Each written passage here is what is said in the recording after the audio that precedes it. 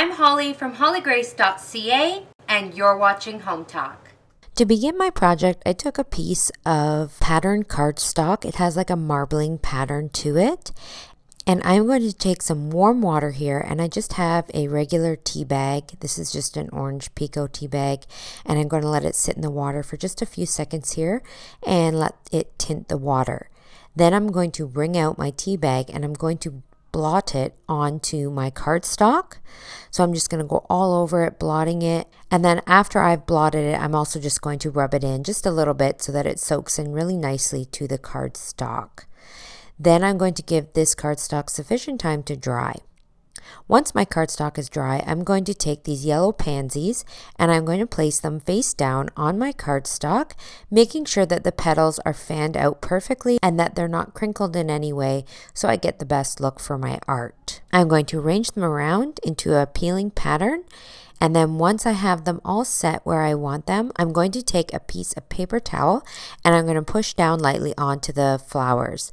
Then I'm going to come in with a hammer and I'm just going to gently tap on top of the flowers, making sure that I don't move them at all. So I'm going to hold my hand in place here so that they do not move. You could also use tape to secure the paper towel if you don't want things moving around. You don't want to tap too hard, but just enough so that the color squeezes out of the flowers. Once I've done this, I'm going to remove the petals to reveal my floral art. I tried a different technique as well to see if I would get a different result. So I didn't stain the paper first, and I did one flower at a time.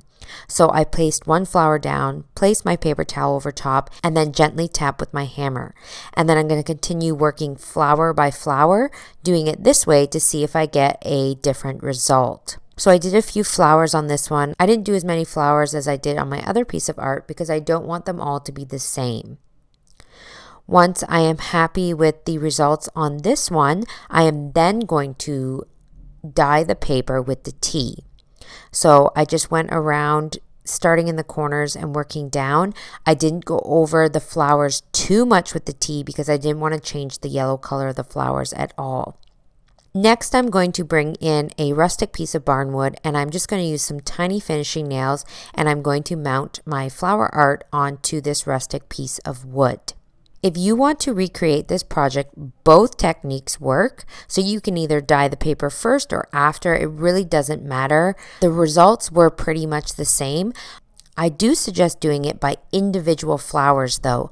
I found that I got a nicer result when I did the flowers one by one versus in a big group all together. This is my finished art here and I'm so happy with how this project turned out. It was super easy and super fun. I hope that you will give this one a try. Thanks so much for watching Home Talk and we'll see you on another video.